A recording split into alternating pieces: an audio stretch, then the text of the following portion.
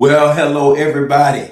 Welcome again to another episode of the Facts and Fatherhood Podcast. I'm your host, Demetrius, and I am so glad to be able to join you for another great conversation here on our podcast. You know, I always say it. My goal is only to help you love being a father the way that I love being a father. I really, truly do cherish the opportunity that I have been given to be the father to what I believe are three of the greatest people on the face of the planet.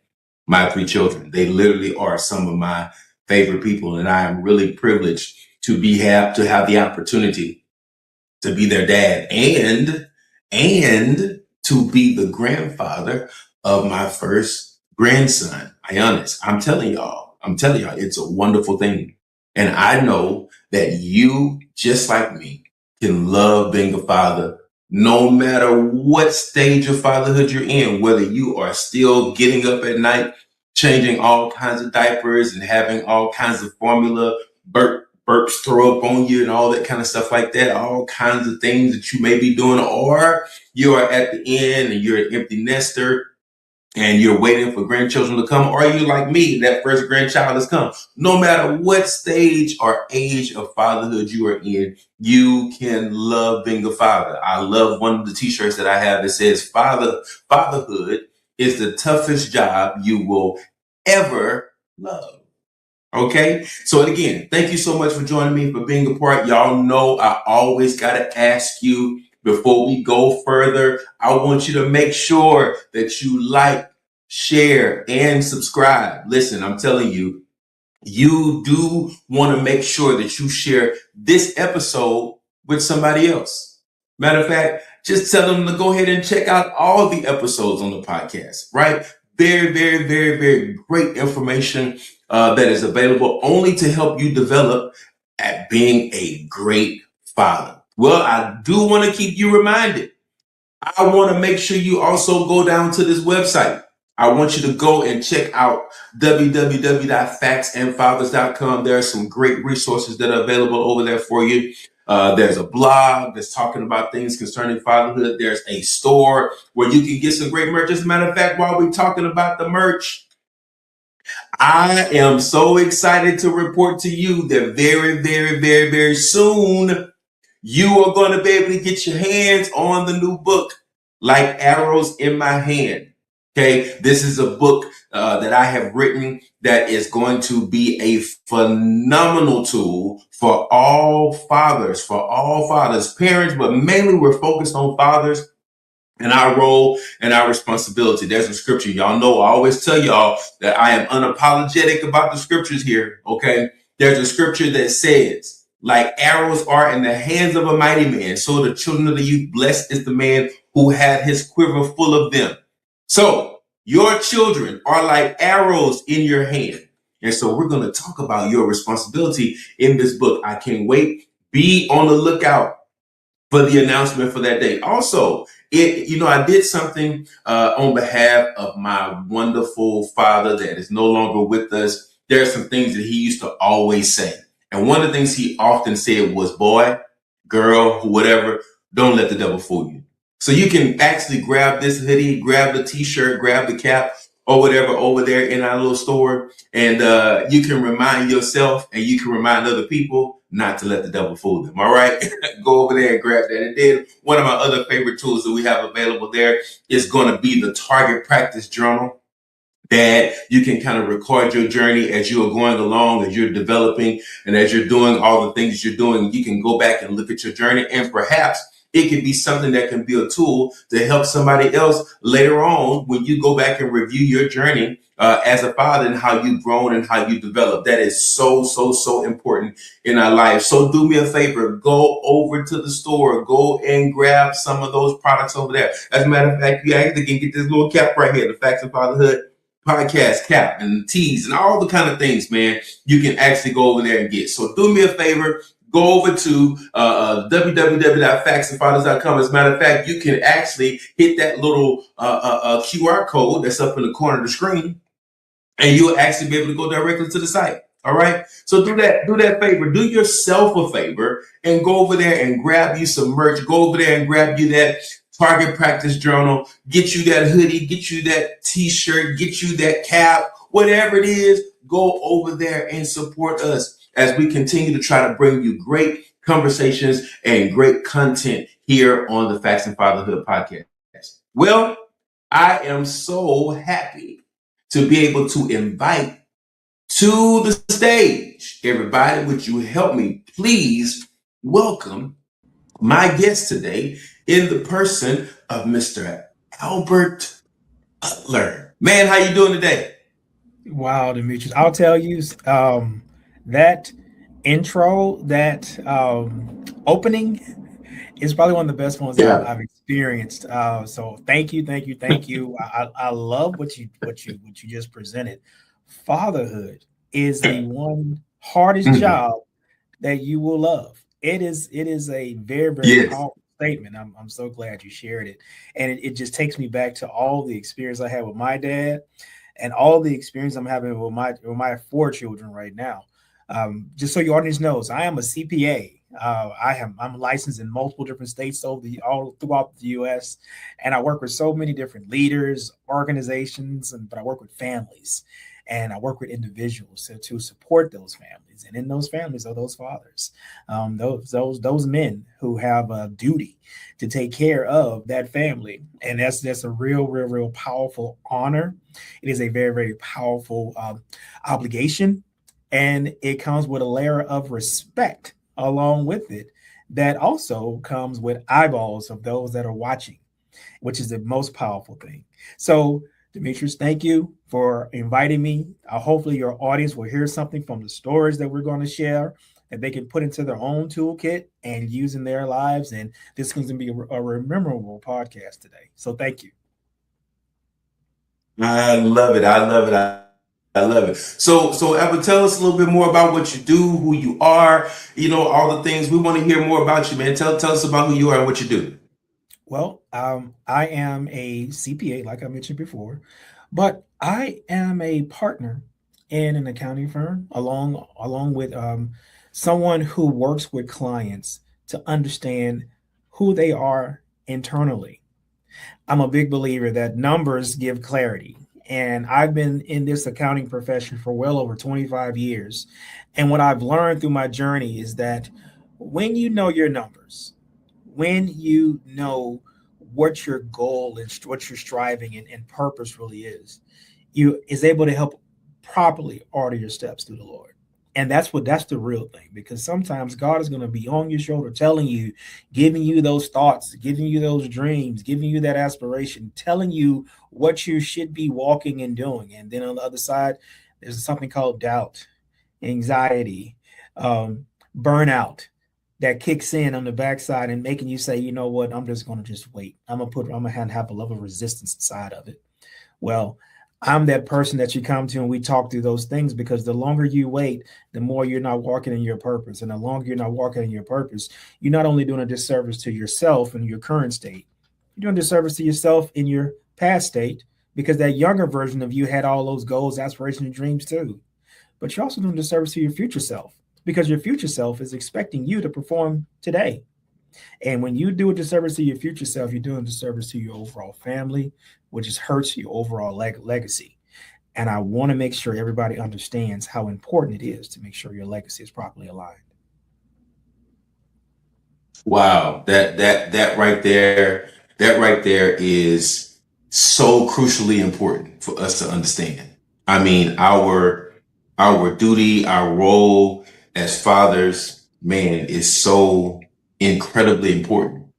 And I don't think it is something that can be overstated. One of the reasons why I'm in this space is because I discovered, as I'm taking a look and examining things, I'm like, man, there's so much available for mothers, and we definitely appreciate the mothers. Shout out to the mothers. In a few days, everybody's going to be celebrating Mother's Day and, taking all the stuff off the shelves and doing all the things for the mothers. So we definitely appreciate, our mothers and their contribution. But man, I just felt like there was so much available for mothers and so many tools and all that that was available, and there's conversations, and there's podcasts, and there's shows, and there's, all the things, right? And I just didn't feel like there was enough available for fathers, which is how I got into this particular space and why we're having this conversation. And speaking of tools, you are also the author of a book that is a part of a life series. And this is book number 1 from my understanding of the series. It is called Life, Truth, Love, Loss, Success, and Failure. Wow. And this book quotes advice from a father to his children on how to win in life. Tell us a little bit more about that book and what inspired you to write that, man. So it's interesting because the inspiration for the book is truly my children. And the journey of it began well over 18 years ago now, when in the work that I do, I travel all over the world, especially younger in my career. I was all over the place, everywhere, all from leaving out of Houston, going up to New York, from New York to Chicago, from Chicago to LA, and from LA over to the far east and different parts of all, just everywhere. In every country you can think of, I've actually put my feet down upon, except Antarctica, it's only one. But in all that travel, I got married. I had my first son, and he turned to be my only son. And 18 months later, God blessed my wife and I with another extremely powerful bundle of joy, and it was my daughter. And having my son first kind of set the stage for fatherhood and what it really was. And it's like, oh, yes, I have a son. But ladies and gentlemen, when you have your daughter, your first daughter, it is a different level of responsibility that falls on a father's heart, that I have to be who she's going to look to of what a man is supposed to be, and how a man is supposed to walk, and how a man is supposed to discipline, carries himself, and presents himself. And it's the biggest responsibility, that overarching of all of that. How is his walk with God?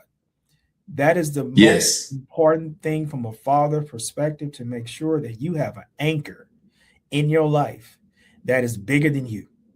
Because there gets a lot of times when you sit back talking to yourself about what you should do. But sometimes you got to be quiet long enough and settle down long enough that God is going to talk to you in a space of clarity, and give you that clarity, and give you in a space of silence, where you turn all the noise off. And you'll be amazed at the words the Lord will give you to help you in those times you don't know what you're supposed to be doing. So that journey began when I had to leave my little girl, who had just been born. She might have been only 6 weeks old at the time.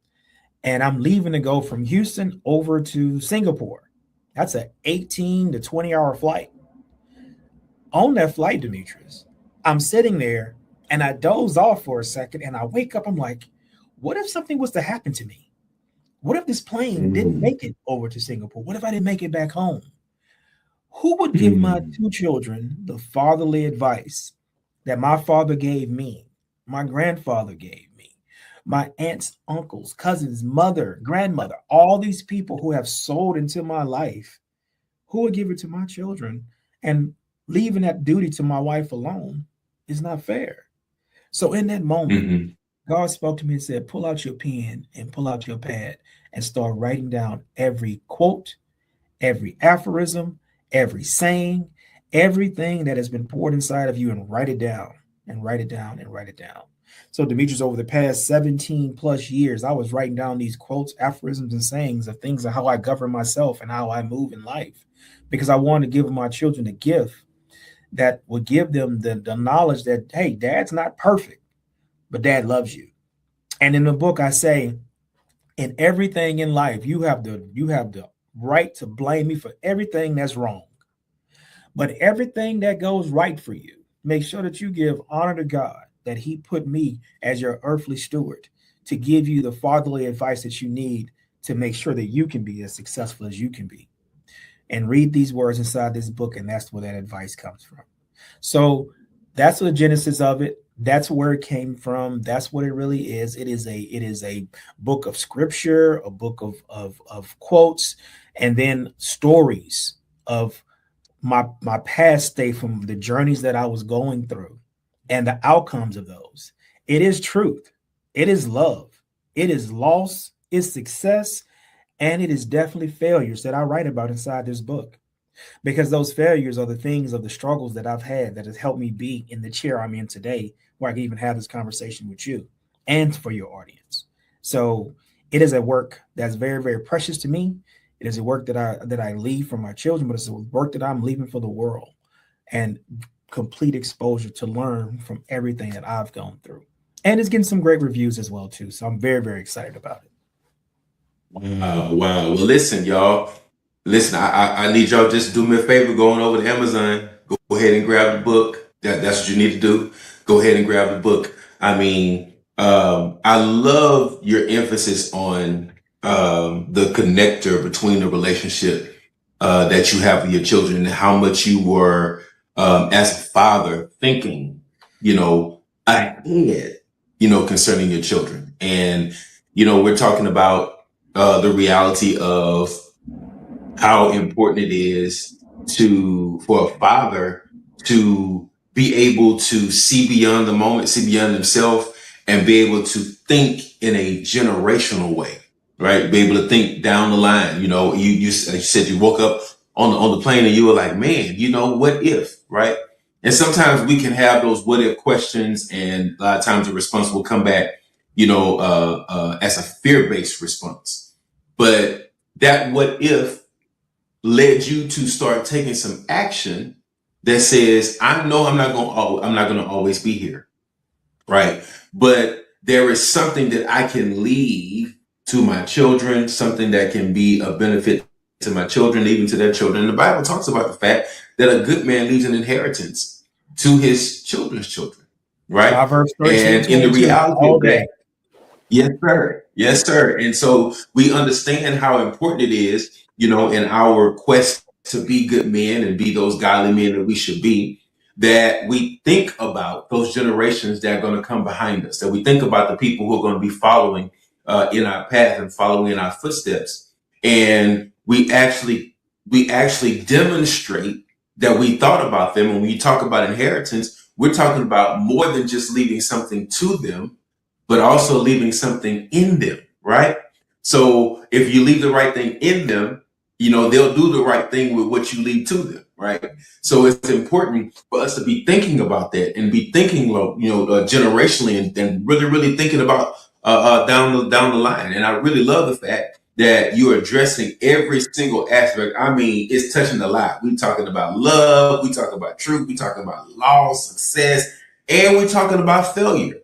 And I'm sure that probably all of those have shaped you in some way.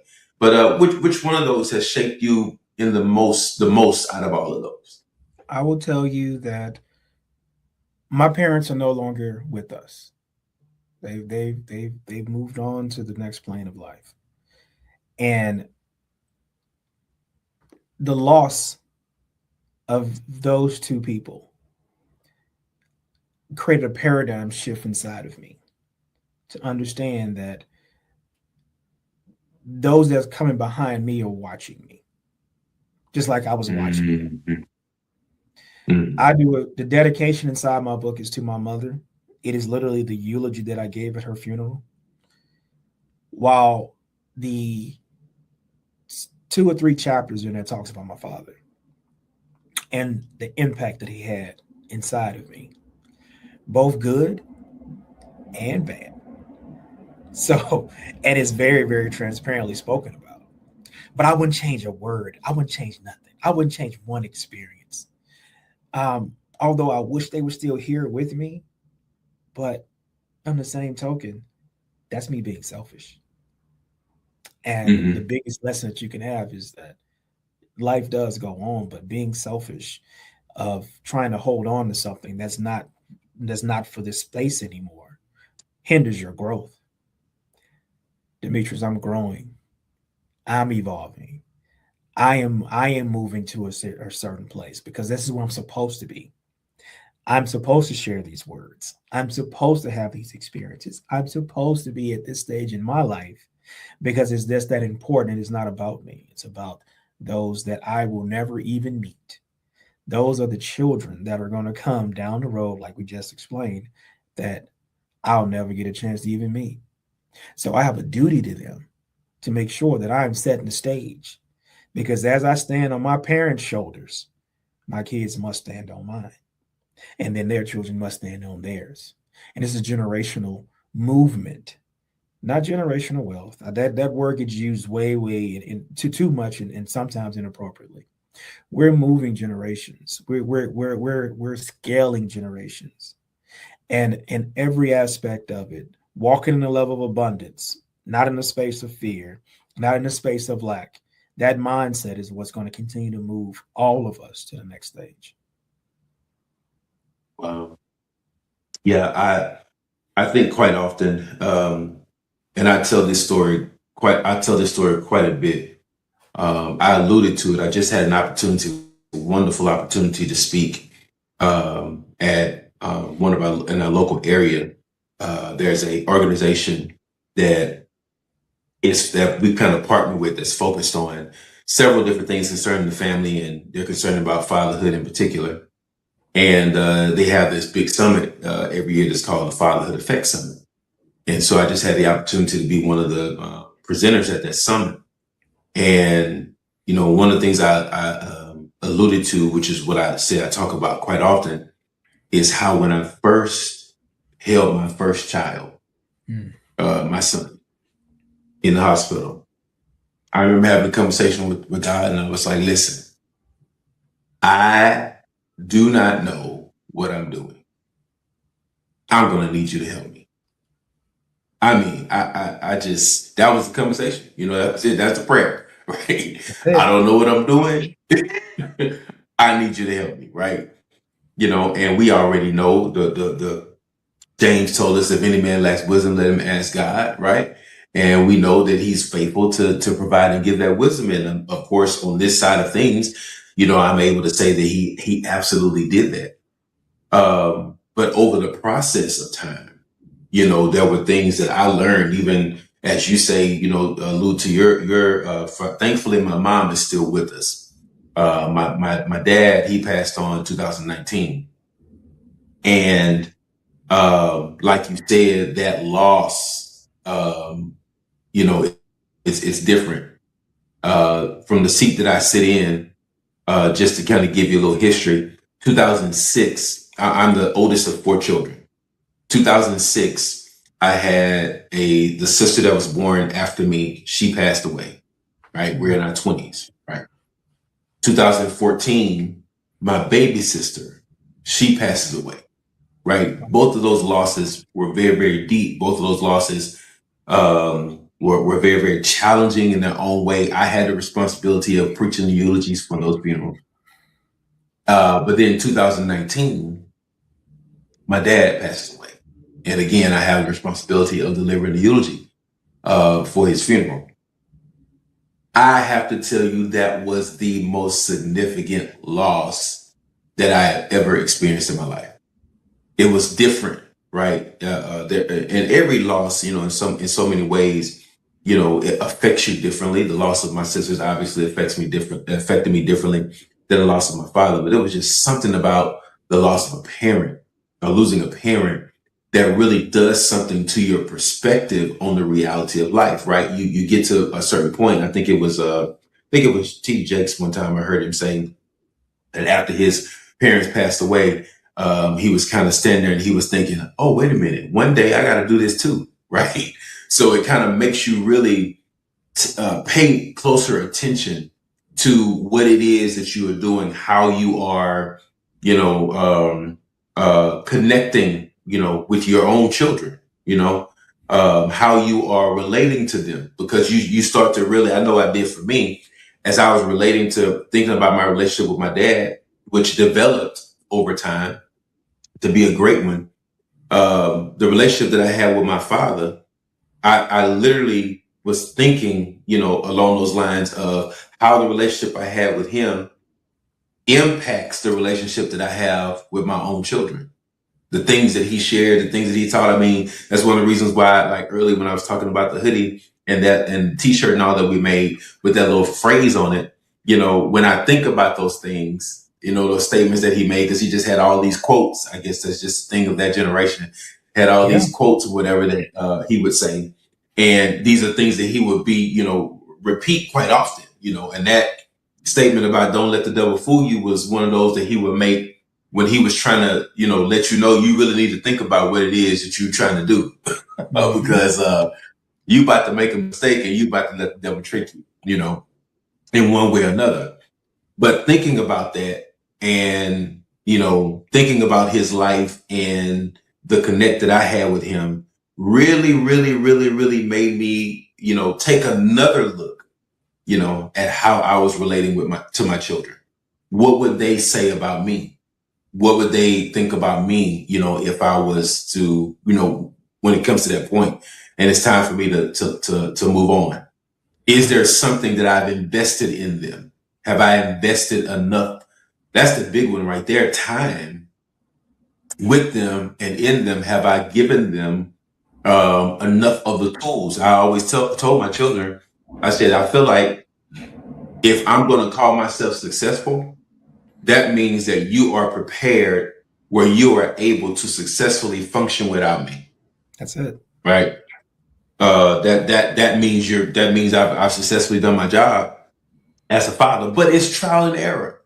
And even though through my process of learning, and because you ask the Father for wisdom and you ask him for knowledge and understanding, and some people think it's just going to drop down. He's going to open your head and just going to pour it down and just drop down on you. But the reality is that he takes you through series of experiences, takes you through different moments, right? Where you are actually really learning, how to listen to him, how to, just follow that thing or whatever that he's put in you, and follow even his spirit, that will kind of lead and guide you. And sometimes you go through those processes, and when you're going through those processes, it is you are getting that wisdom, but you're getting that wisdom through that experience, those experiences that you have, time after time.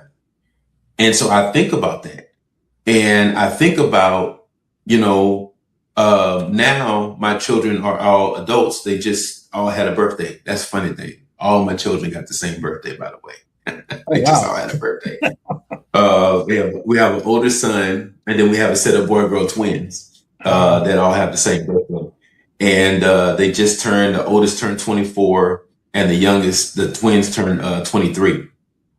And now that we're on this side, and I think about the relationship and the connection that, we have, often I do think about that. And then my grandson, I often do think about, like, when the time comes and I am no longer physically present, what impact would I have had on them? How will they remember me? And then how will they talk about me to those generations that come behind me that will never meet me? And I just think it's so important for us as fathers to really, really hone in on that, really, and just kind of consider that, because it's hard to think like that and stay selfish. Exactly. Wouldn't you agree? It's hard, man. It's really almost impossible to think of selfish. Yeah. Because I would go one step further and say, have you ever asked the question about what would they say about you? A lot of fathers miss this point as well, too. A lot of parents, people miss this. Communication is a two-way street. If you're thinking it, you should probably say it. Because if you don't say it, your question never gets answered. So I play a game. I play a game with my kids, and it just comes up random sometimes. It's called Quiz Show, especially when we're driving in the car all together. And I'll say, Quiz Show, Quiz Show, Quiz Show. Hey guys, here's the question. What do you really think about your dad? Just let's see what they got to say. What do you really think about your mom? Just to see what they have to say. And it's so weird. They say all these great things about their mom. They say all these very, not harsh, but coming from this perspective of a child up, because I'm a disciplinarian, it's like, oh, you so hard on us, all this. I'm like, but at the end of the day, and the response back is because I love you, because I love you. And it's interesting as to ask that question. So I challenge everyone in your audience who's listening to this, ask the question, have the conversation. Wow. Sit people down and just say, hey, you know what? What do you think about me? and just see what they have to say. And really try to position it in a way that, hey, it's not with any type of flattery. I truly want to know. Because the big thing that people miss out on is receiving feedback and requesting feedback. And the third thing is giving yourself feedback. I have a framework that I try to use on a consistent basis, and I advertise this to so many people when I challenge them with it. It's called Plan, Act, Review. And Yes. everything that we do, we have to plan for it, because if you don't plan, you plan to fail. It's so consistent, so consistent. But I tell you, don't take forever trying to plan. Put your plan into action. Even if you feel like it's not exactly clear, put your plan into action, because action is going to tell you if you have social proof on what's supposed to take place. So you got to get it into action. But this is the piece that's most important, is the review stage. Review. Review yourself, request review, and be accepting of the review to put that review into the next plan. Because if you don't do that and you don't go back to the drawing board, how can you truly monitor your success? And monitoring success is predicated on the failures that you've had before. So that's another reason for the title of the book: Truth, Love, Loss, Success, and Failure. And that monitoring piece is something that you have control over, so you can say, hey, did this work or did this not work? As compared to the world telling you it didn't work. It's always critical, always important. So I share it with your audience. I think it's important. Ask people, what do they really think about you? And then review yourself. What do you think about yourself? Yeah, that's good. That's good. And you also have another part of that framework. That's the TPW, right? That's the train, practice, and work, right? That's One of the things in my secular vocation, I am a stickler for training. One of the reasons why I'm a stickler for training is because I know I cannot hold you accountable to what I have not taught you to do. I can't have an expectation of you of something that I've not taught you to do. But here's the interesting thing I find about training, and which is why I like how you put this. Whatever I have been trained in, I've got to put it into practice, right? I actually got to do the work, you know? And so tell us a little bit more about your training and practice and work, and how that ties into your to bringing us on par. Can I use that? That's it. So bringing us up to par. How does that work? This was special, and I hope everybody in your audience, if you're sitting down, get your notepad out. It's time to take some notes. This is the real core of it, and it's going to flip things upside on his head a little bit. Training is done alone. I'll say it again. Training is done alone. You have to go and take something that you do not know, research it, do it, figure it out, and struggle with it. Research it, do it, figure it out, and struggle with it. Because as you are struggling through it, your brain is going to start lining things up with questions and questions and questions. God gave us 5 senses for a reason: sight, touch, taste, hearing. And to be able to use those 5 senses to gather in the raw data, to struggle with something, to figure it out, the more those 5 senses that you will line up together, the more things are going to start clicking inside your mind. So training is done alone. Wow. So watch this. What is practice? Practice is when you are with cohorts. Practice is when you meet up with a coach, with a mentor, with somebody who's an expert, somebody who knows it better than you do. So you show up at practice and you're working through it with cohorts who are going through the same thing you're going through. And then you have an opportunity to talk to the master, to talk to the coach, to talk to the mentor, to talk to the person who knows it, the expert. But you asking them questions about solidifying your training, because during the training process, certain things you're just not going to be able to know. And you take those questions to the expert, and then what happens all of a sudden when you ask them those questions, your training gets solidified. And now you know. Because the next stage is going to work. Well, what is work? Work is the game. Work is the arena. Work is fun. It's exciting at that point because now you've trained and now you've practiced and now you pull all that together to go show everybody, hey, guess what? I got this. I got this. I got this so well that I'm all of a sudden going to become the coach, become the master, become the mentor, become the expert because I've trained and I've practiced and now I can go to work. What happens when you do those things out of order? Mm. What if you didn't train, but you just show up at practice? You're wasting the coach's time. You're wasting the mentor's time because now they got to go to zero with you and build you up to try to get you caught up to a position where they can even teach you anything new. So don't do that. What if you train but don't go to practice? Then you show up at work and you still have questions.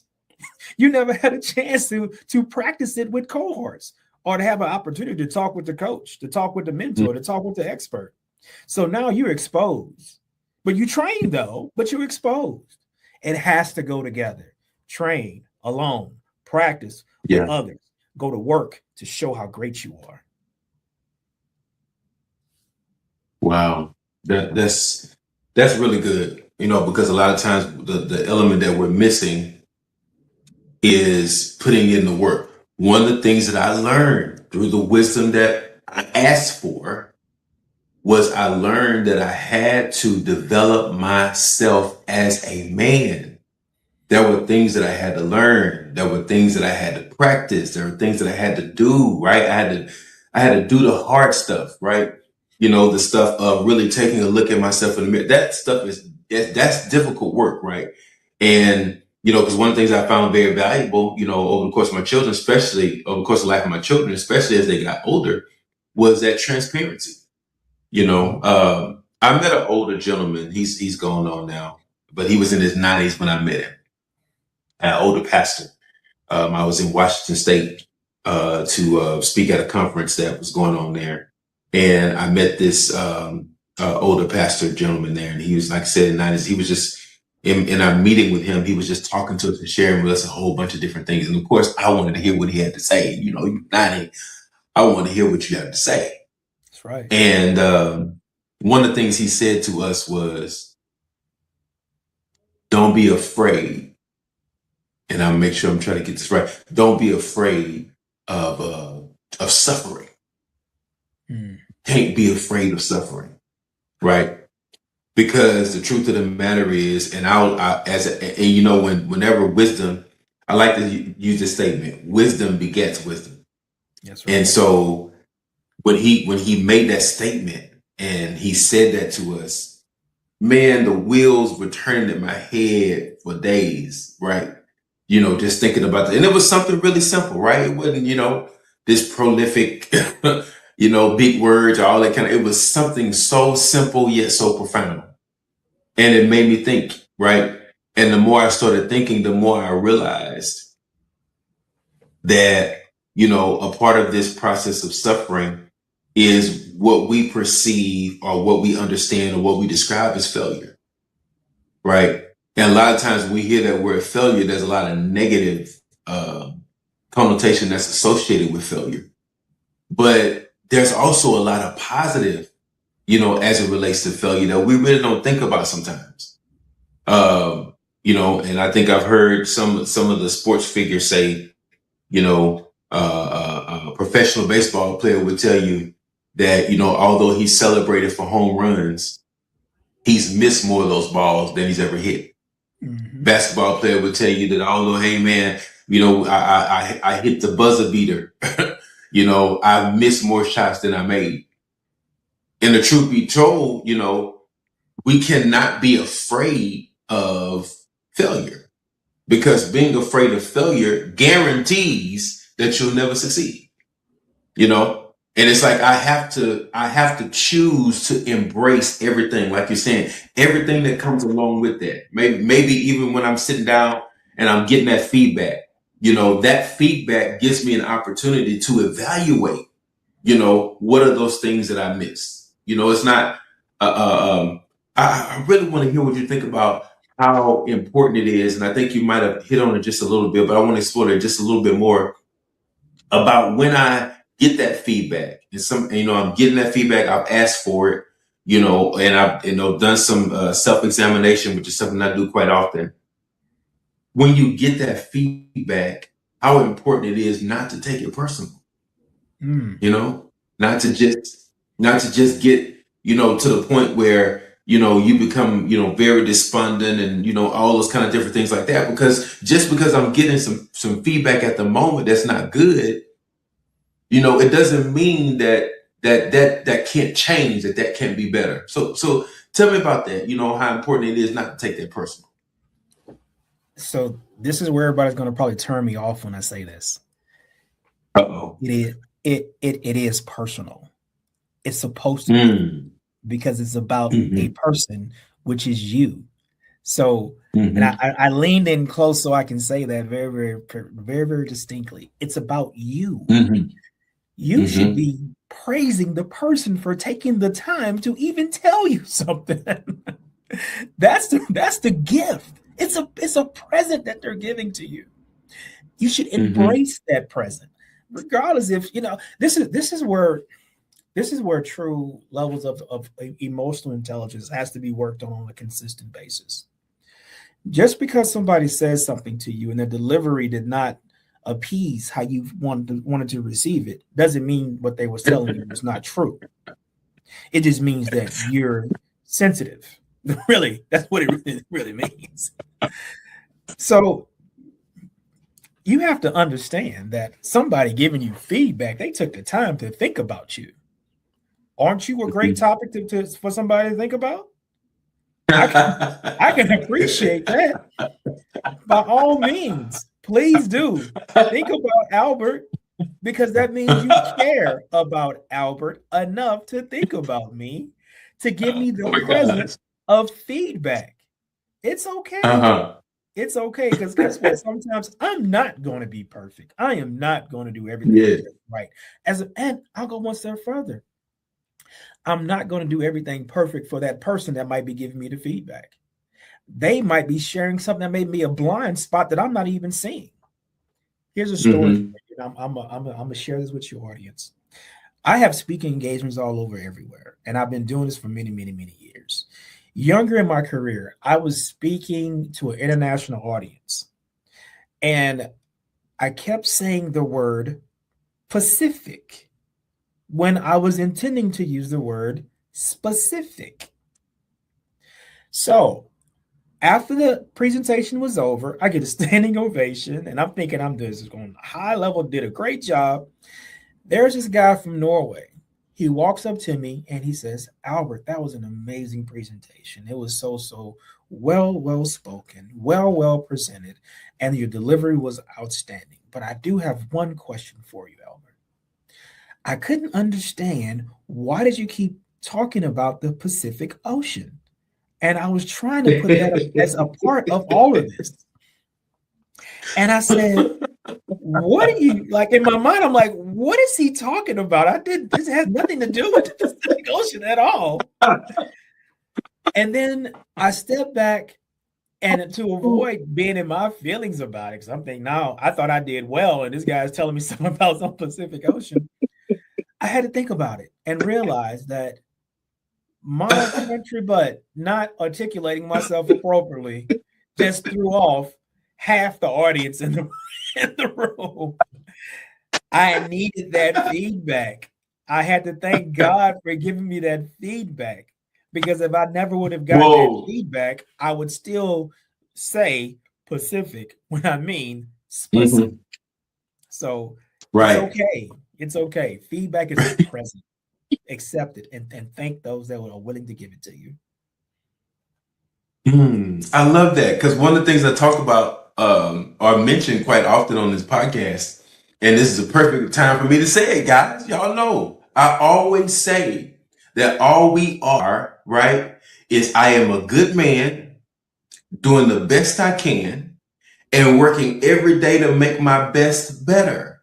But the only way for me to make my best better is sometimes subject myself to allow myself to self-evaluate and then hear that feedback from someone else. Like, how can this be better? Because there's always going to be room for improvement.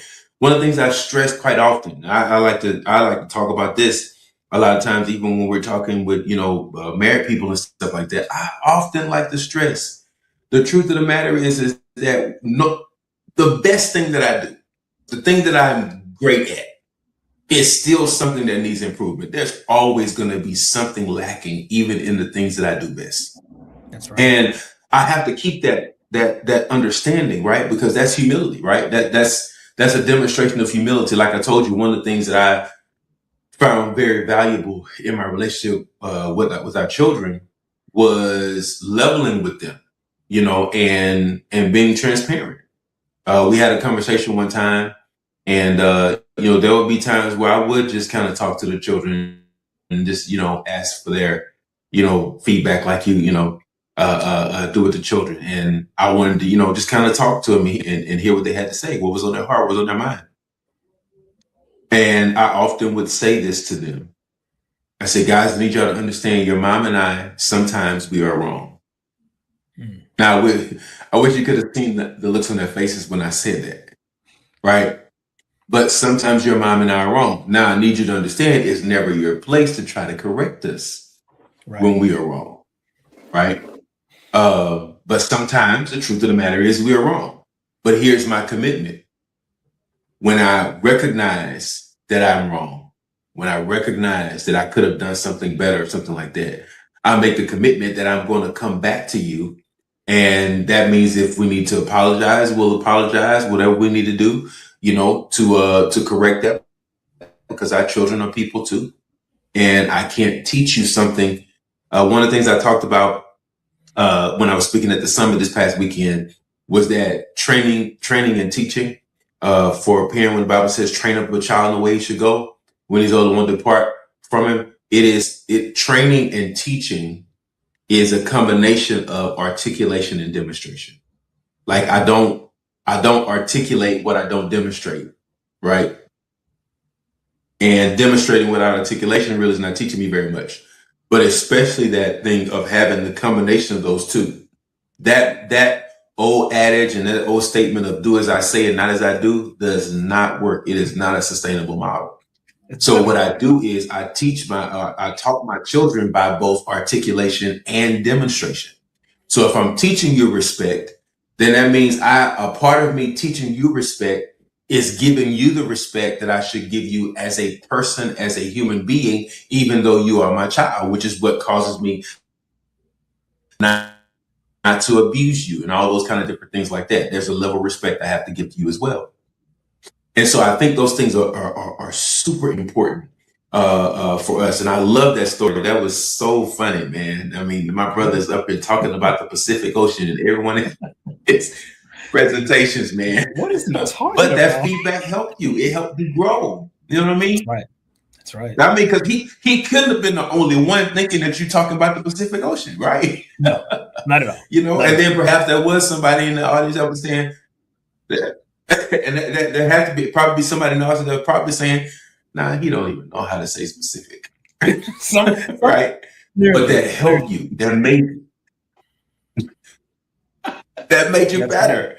Right? So these things make us better. Like I can always be better. I love that. I love them. So tell me, one of the other subject matters that your book talks about, because obviously you're dealing with issues of character, right? And character development. But your book also touches on money. And so I want to kind of hit that a little bit, let me just say this shameless plug. All right. He's not going to tell you everything here, but you know what you can do? The book. That's it. Get the book. Go get the book. Again, that's a part of that development, right? You gotta read, you gotta study, you gotta research, and you gotta get your hands on the tools. One thing, I do my own car repairs.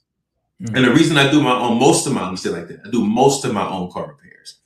It's become a hobby of mine, actually. One of the reasons why I got into it was because I didn't have the budget to pay people all this labor, at one point in time. So I was like, well, let me just figure out how to do this. And the more I started doing it, the more I started to like doing it. So, now I kind of do my own repairs. Even if I can't pay, I just kind of, if it's a repair that I can do, I just kind of do it myself because it's kind of therapeutic and I like to do it. But the way I'm successful at doing those repairs is by investing in the right tools. So the more we want to develop to be all we can be, we need to get the right tools. And so your book touches a little bit about money. So when we talk about money, let's just hit that a little bit. What are some of the financial lessons that you can be valuable for families as it relates to this book? So I have to always begin with this. I am a CPA, but I'm not your CPA. So if everything we talk about is for educational purposes only and not any type of advice for you to go and do whatever this guy on the internet told you to go do. No, that's not what this is. So get you a good CPA. That's the best advice that I can possibly give. And make sure that you're contracted with that CPA with a signed engagement letter. So that's when it becomes real. Now, with that being said, I always like to preference this, that we are in a capitalism society. What does that mean? Well, it truly means that money is only a tool. I want to make sure that's very, very clear. Money is a tool. Just like this pen is a tool, just like a hammer is a tool, it means that it's used to do something for a particular reason, for a particular purpose. That purpose is to be able to get resources of goods and services for you to be able to sustain yourself and to be able to scale yourself and scale your family. So never, never, never put money ahead of anything, knowing that it's only a tool. 100%, especially because we have a fiat currency. And that means that our money is just a piece of paper. If you were ever to read the dollar bill, it says the word note, which means that it is a piece of paper as a promissory note that we have all agreed that we're going to exchange this for this particular value. That's it. That's it. That's it. That's it. Because if one day, if we decide that that piece of paper is not what we want it to be no more, and we're going to exchange something else, that's what's going to happen.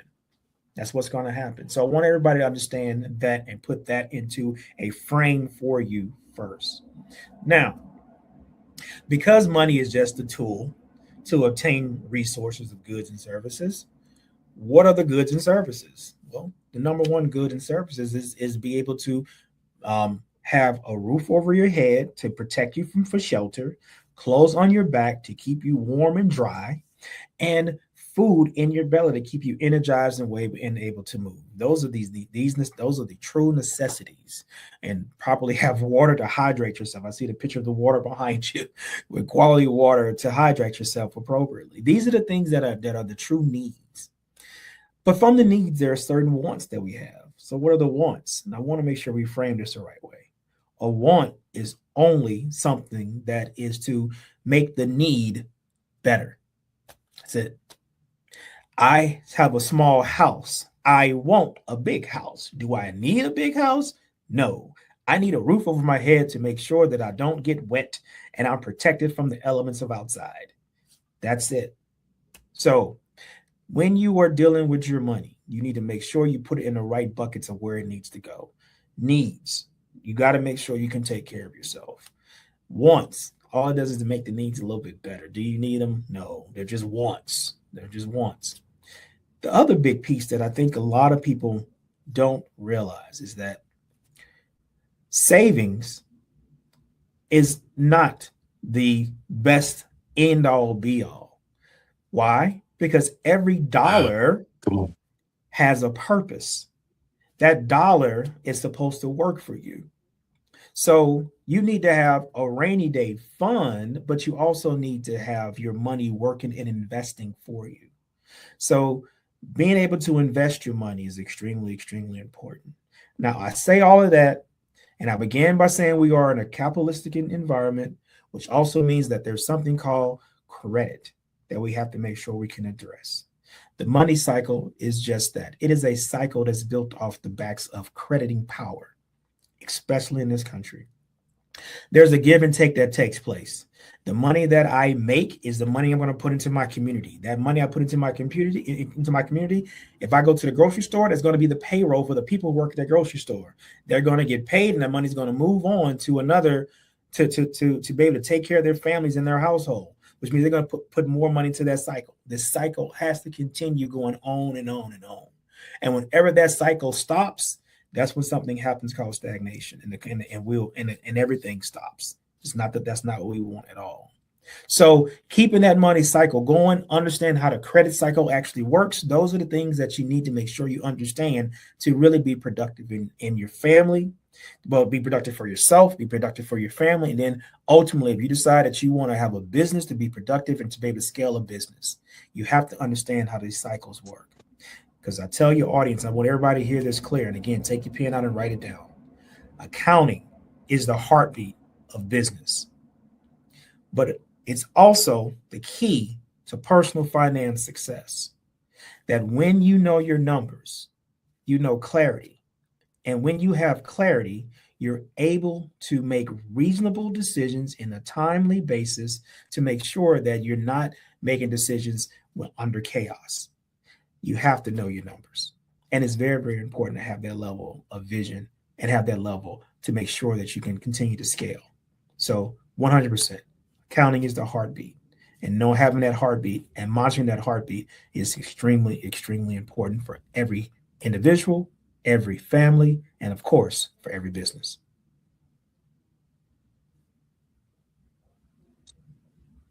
Wow.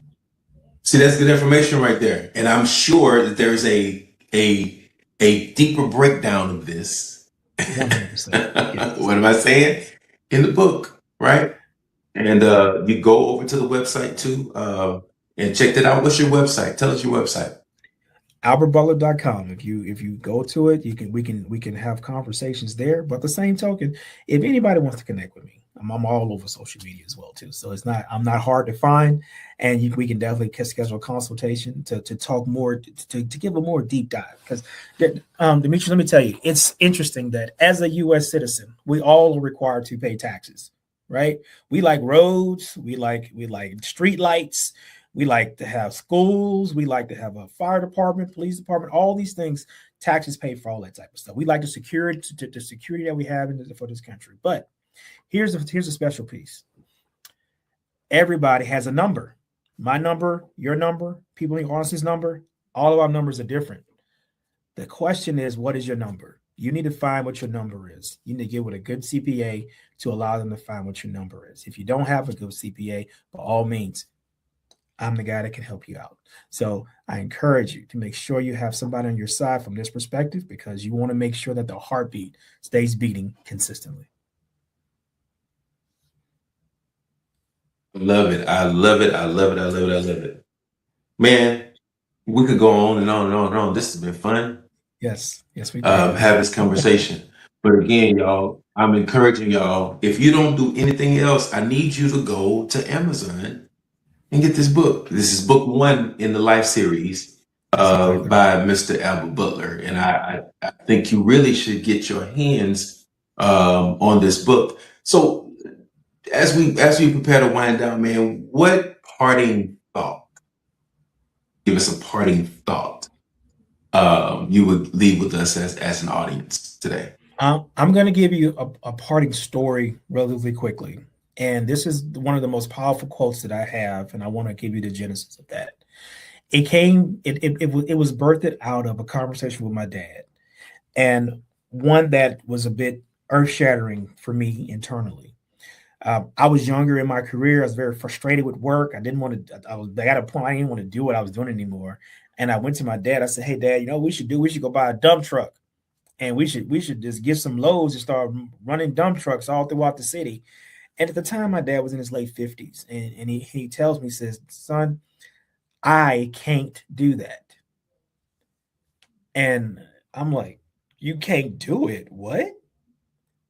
And it just shook me in a way, because this man is my hero. He is our family champion. He's that dude that does it all. And for him to say that he can't do something at that stage in my life, it just really, really shook me. And I walked away from that conversation, and I'm like, well, I can do all things through Christ who strengthens me. So I'm trying to understand why my dad would say I can't. And in that moment, what was born was a saying called, "I can because I will." and I will because I can. And Mm. that is the quote Come on. that predicates the true core engine of everything that I do. So much so that I wear these wristbands on here and it says I can because I will on them, because I truly believe that your willpower is what's going to churn and move you. And having your anchor in the Lord is what's going to give you all the inspiration that you're going to need to move forward. So this is not motivation. This is truly built on determination of that. If you tell yourself, I can, you will. If you tell yourself you can't, you won't. So for your audience, I can because I will because I can. I don't say can't because I can. I am a champion. I train like a champion. I practice like a champion. I work like a champion. Therefore, I will win like a champion. Nobody can beat me but me. Once you say that, you realize that it's not about nobody else but you. If you're going to do it, you will do it. So I can because I will.